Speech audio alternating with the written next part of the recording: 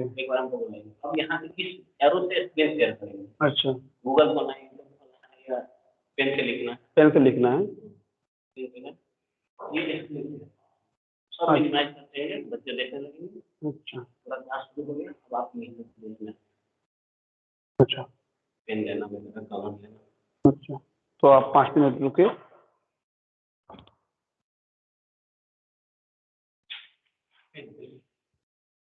अच्छा, तो hello, hello, good morning student. Hello, anybody? Hello, hello, hello, hello. Yes, sir. Good morning, sir. Good morning, good morning. आया आवाज? हाँ, right. Morning, sir. Good morning, good morning. So today we are going to discuss the application of Gauss's law. अच्छा, अभी चले गए थे ना? 1 minute तक रुक जाओ आप। Application of Gauss's law that we are now going to discuss. Erase के लिए ये है हमारे पास, और डायग्राम बनाने के लिए ये डायग्राम। अच्छा, ओके, पेन से लिखना। अच्छा, और ये देंगे तो पूरा रफ हो जाएगा डायरेक्ट। ये फिल कर। नहीं, अगर मान लो किसने दिया तो थोड़ा सा मिटेगा, पूरा बोर्ड हटाना तो ये। ओके, राइट, ठीक ठीक, हाँ, okay. So application of Gauss's law, dear student, here if you open your book, page number 34, you will see there one diagram they have given in page number 34, figure number 1.26. Calculation of the flux of uniform electric field through the surface of a cylinder. ठीक है प्रकाश? ओ प्रकाश sir, line गया। अब क्या करेंगे? अच्छा, आवाज जाएगा? Okay, तो पावर अभी भी गया है, थोड़ा सा हम देख लेते हैं। तब तक आप लोग देखिए, जो एप्लीकेशन ऑफ गॉसेस लॉ में ये जो डायग्राम है फिगर 1.26, इसमें फ्लक्स निकलना था। तो आपके सामने एक सिलेंडर दिया हुआ है, और सिलेंडर में हमें इस सिलेंडर के थ्रू से कितना होगा इलेक्ट्रिक फ्लक्स, वो निकालना है। तो यहाँ पे इलेक्ट्रिक फील्ड का डायरेक्शन क्या है बताइए तो Ishita? Yes, am I audible to you? Yes, sir. Okay, electric field का डायरेक्शन किधर है यहाँ पर? Sir, from circular surface 1 to circular surface 2. Okay, तो ये जो लाइन खींचा गया है 1 to 2 के ओर, इसको बोलते हैं axis of the cylinder. So here the electric field is along the parallel to the axis of the cylinder. That you have to clear. Then how can I calculate the flux? For that reason, we will consider some surfaces of the cylinder. So we are dividing the cylinder into three surfaces. One surface on the left hand side, surface 1, on the right hand side, surface 2, and on the body of the cylinder, surface 3. Now see, if you take surface 1 and surface 2 of the cylinder, then what you are finding, that the surface 1, in always in finding the flux, you remember one thing I am telling you, you have to take the normal to the surface. So if you take the normal here, outward normal on surface 1, that normal will be on the left hand side, outward direction, and electric field on the right hand side. You now just imagine point number 1, surface 1 पे imagine करो, और 1 में अभी आप देखो एक बार, left hand side में वो नॉर्मल है आउटवर्ड में, और राइट हैंड साइड जो डॉट डॉट दिया है उधर इलेक्ट्रिक फील्ड है। तो दोनों का डायरेक्शन क्या हो गया? जस्ट ऑपोजिट हो गया। तो यहाँ पे फ्लक्स निकलेंगे तो फ्लक्स का फॉर्मूला है equal to E dot D S, मतलब E D S cos theta. यहाँ पे थीटा का वैल्यू है 180 एंड कॉस 180 -1।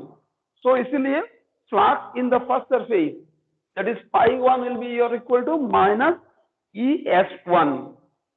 ये जो ds बोला था उसका सरफेस एरिया हमने यहाँ पर S1 पकड़ लिया है, तो हो गया minus ES1. Now come to the surface 2. For surface 2 आपका नॉर्मल तो आउटवर्ड ही है, यहाँ पर राइट हैंड साइड के ओर ही है, इलेक्ट्रिक फील्ड भी उधर ही है, इसलिए दोनों में एंगल होगा 0. तो फ्लक्स का formula phi equal to E D S cos theta, यहाँ पे सरफेस S2 है, तो होगा आपका ES2 cos 0. cos 0 मतलब 1, इसीलिए फाई 2 का वैल्यू ES2 हुआ है. अब आते हैं सरफेस 3 के लिए. सरफेस 3 के लिए what happen, you will find there कि if you draw a normal on surface 3, तो नॉर्मल ऊपर के ओर होगा डायरेक्ट. देख लो, अगर आप नीचे लोगे तो नॉर्मल नीचे को रहेगा डायरेक्ट, नो प्रॉब्लम. लेकिन in all the cases normal will be perpendicular to the electric field. इसलिए for surface 3 angle theta will be 90 degree. So flux phi 3 will be equal to E D S cos 90 मतलब 0. तो हमारा जो flux हुआ वो phi 1 है minus ES1, phi 2 है ES2. तो हम अगर दोनों सरफेस को मान लीजिए सेम मानते हैं, सरफेस एरिया एक ही सिलेंडर का है, इसलिए S1 इक्वल टू S2 हो सकता है. Then in that case total flux will be how much, phi will be equal to now phi 1 plus phi 2 plus phi 3. Phi 1 का वैल्यू माइनस ES, फाई 2 का value plus ES, phi 3 का value 0 है, तो total flux हो जाएगा आपका 0. So whenever you find that net electric flux through a closed surface is 0, we conclude that total charge contained in the closed surface is 0. Very important line, you remember it. Total flux अगर 0 मिला तो by Gauss's theorem flux phi equal to, what is the formula by Gauss's theorem? Phi equal to,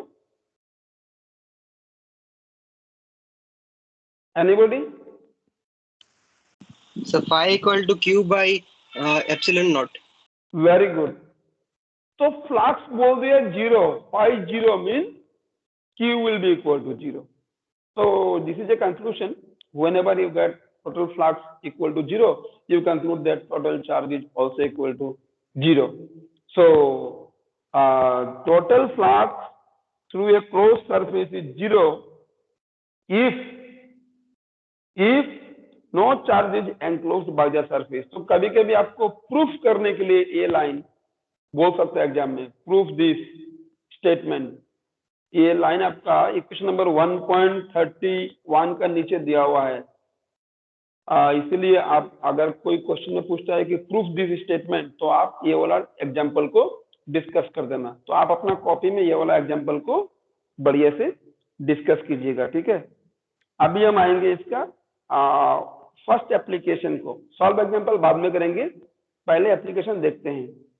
पहला application page number 37.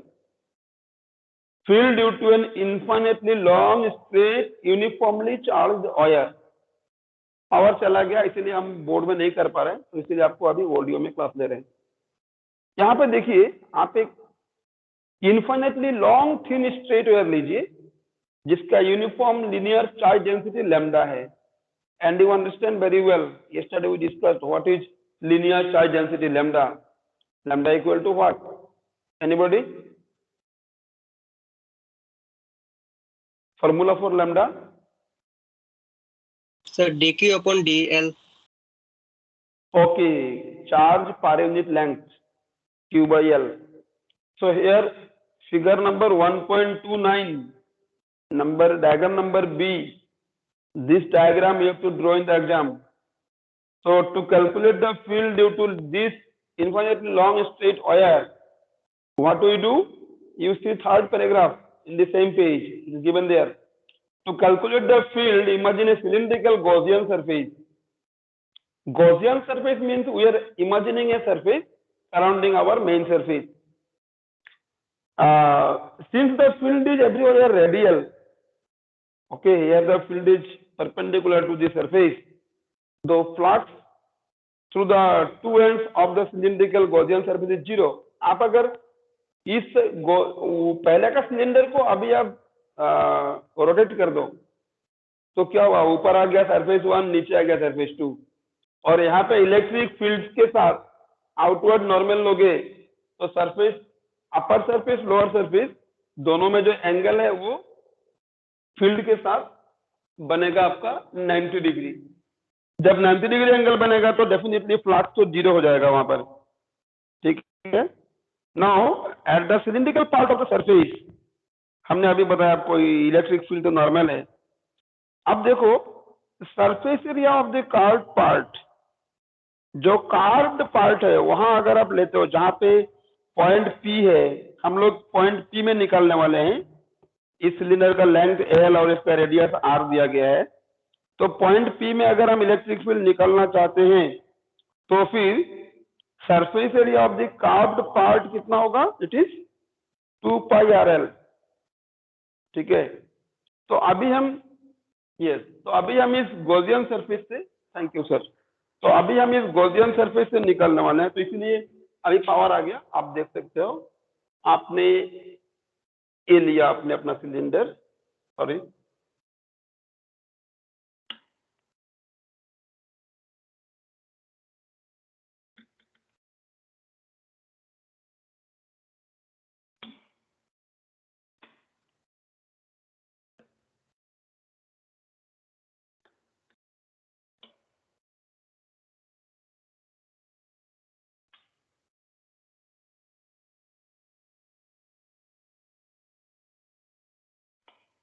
फिर से power गया, क्या लगता है? हाँ, पावर फिर से गया लग रहा है। This is the problem. आज हमारा जनरेटर खराब हो गया विद्यालय का, so you are not getting this.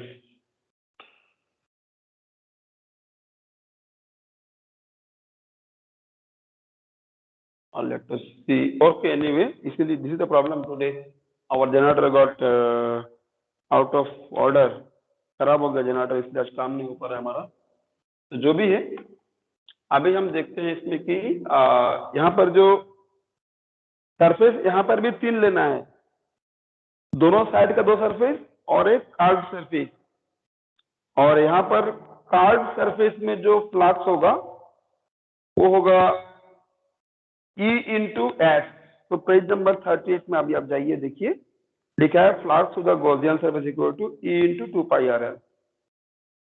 ये E इंटू 2 पाई RL क्यों हुआ? क्योंकि वो सरफेस का सरफेस एरिया 2 पाई RL ही था, इसीलिए। अभी आप the surface includes charge equal to lambda L, lambda equal to Q by L है, तो Q is equal to lambda L होगा। तो by Gauss's theorem flux equal to Q by epsilon naught. Flux कितना है? E into 2 pi RL equal to Q कितना हुआ? Lambda L divided by epsilon naught, तो अपना जगह में रहे। आप कैंसिलेशन कर दीजिए, आपका कैपिटल E निकल गया। अगर वेक्टर फॉर्म में लिखना चाहते हैं तो E vector will be equal to lambda by 2 pi epsilon naught R n cap, whereas n cap is a radial unit vector in the plane normal to the wire passing through the point E। और यहाँ याद रखिए ये electric field का direction जो है वो हमेशा आउटवर्ड होगा अगर लैम्डा पॉजिटिव होगा, और ये इनवर्ड होगा अगर लैम्डा नेगेटिव होगा। लैम्डा नेगेटिव या पॉजिटिव का क्या मतलब हुआ? लैम्डा पॉजिटिव का मतलब है कि चार्ज पॉजिटिव होना चाहिए, लैम्डा नेगेटिव का मतलब हुआ कि charge will be negative, that is the thing. Prakash sir, so basically that is the problem here। so आपको एग्जाम में इसका डिराइवेशन 3 मार्क के लिए देंगे वो लोग, आपको डिराइव करना है, डायग्राम के साथ आप डिराइव कीजिएगा, और फिर ये जो कमेंट अभी हमने बोला आपको, ये कमेंट भी आपको दिखाना है वहां पर, और साथ में आपको पूछेगा 1 मार्क के लिए what is the direction of E, it will be inward or outward if lambda is positive like that। Yes sir, आ रहे हैं, आपके सामने आ रहे हैं। Okay, so it is one of the things। Anyway, तो ये हमारा एक एप्लीकेशन हुआ जिसको आप लोग अपना कॉपी में बढ़िया से लिख करके करेंगे। हम आगे बढ़ेंगे दूसरा एप्लीकेशन के लिए। Anybody have any problem? आपको दिस मच? अगर है तो बोल सकते हो, अगर नहीं है तो हम दूसरे एप्लीकेशन की ओर बढ़ेंगे। चलो कोई बात नहीं, अगर कोई नहीं बोल रहा मतलब कोई ऑब्जेक्शन नहीं है, कोई कंफ्यूजन नहीं है, वेरी गुड। आगे क्या होगा देखो, दूसरा एप्लीकेशन बोल रहा है field due to uniformly charge infinite plane sheet. इस बार एक प्लेन शीट लेंगे और रिजल्ट आप लोग पूरा इसका बाय हार्ट करना पड़ेगा, रिजल्ट को, फॉर्मूला को। क्यों? फॉर्मूला से हम लोग आगे बढ़ के इसको बहुत टाइम में यूज करेंगे, न्यूमेरिकल वगैरह करेंगे, वहां पर दिखाएंगे हम। तो इस बार फिगर 1.30 को देखिए, हमारा इस बार सरफेस है, पहले था लाइन चार्ज लैम्डा लिया था, इस बार सरफेस है तो सिग्मा लेंगे। सो सरफेस चार्ज डेंसिटी सिग्मा होगा, और जहां सिग्मा आएगा आपको मालूम है फॉर्मूला, सिग्मा होता है क्यू बाई ए, लैम्डा होता है क्यू बाई एल। क्यों नहीं रहा सर, क्यों नहीं आ रहा है? ये फिर कलर हो गया तो व्हाइट से लीजिए, अगर ऐसा प्रॉब्लम हो ना तो व्हाइट टू लेके व्हाइट से लिख लीजिए, ब्लैक हो गया तो। अच्छा राइट, इसमें कोई कलर हो गया। ओके। और ये राब नहीं हो रहा था, मैं अभी कुछ राब कर रहा था ना, ऐसे दिए तो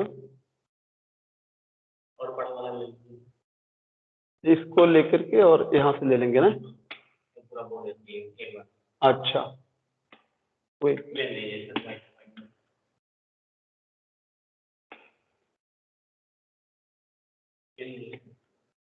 ले चलिए।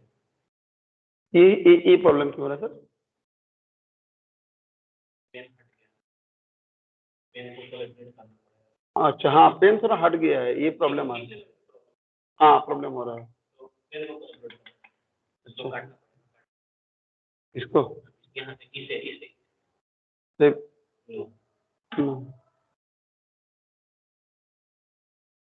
इस बार से इसको एडजस्ट करना, एग्जिट, एक फिर से खुलेगा ये, अभी ठीक हो जाएगा।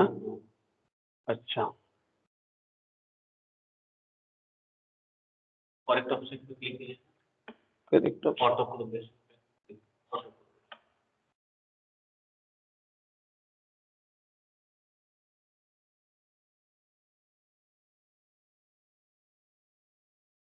एक मिनट, अच्छा राइट,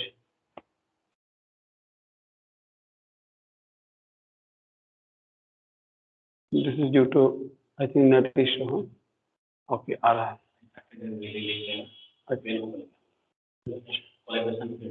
हाँ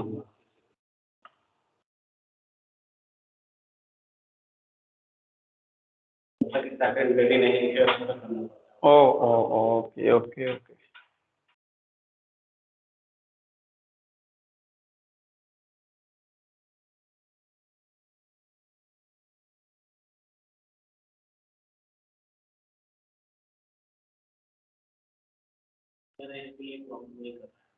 अच्छा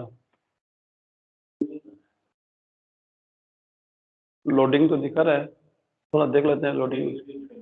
फेल, अच्छा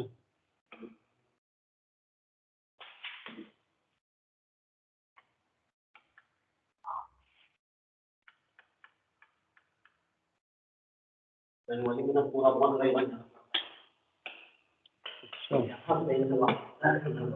वाह अच्छा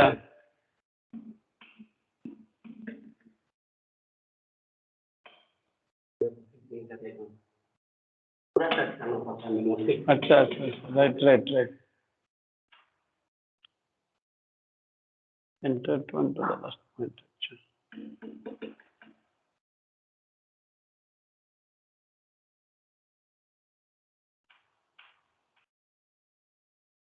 सबसे करता है। हाँ टच करना है पॉइंट में, रेड डॉट टू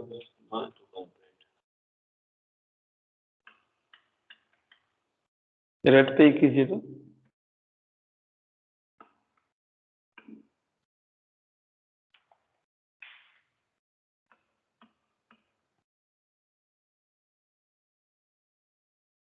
नहीं कर रहा है।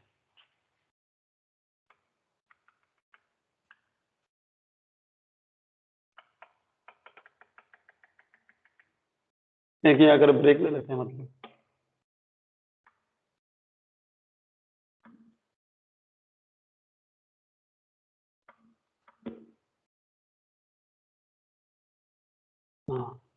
समझ पूरा साइन मारने को हाँ, साइन फिजिक्स है ना,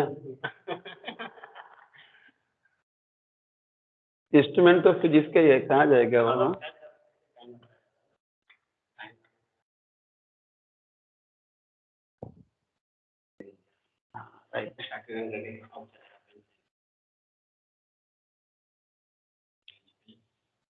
बहुत झंझट है इसमें, एक ब्लू तो फेल है तो कभी लाइन फेल है तो कभी राइट।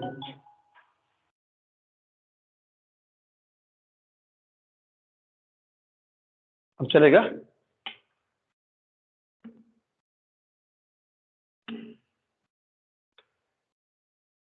कहीं और चला गया क्या?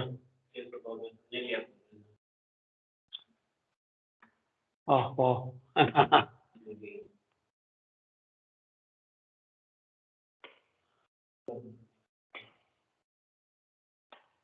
फाइट के लिए